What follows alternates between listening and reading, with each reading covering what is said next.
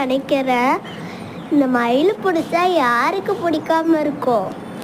Okay friends, இந்த video உங்களுக்கு பிடிச்சிருக்கான்னு சொல்லுங்கள். இல்லாட்டி எந்த மாதிரி போட்டால் உங்களுக்கு பிடிக்கும்னு கமெண்ட்டில் சொல்லுங்கள் ஃப்ரெண்ட்ஸ்.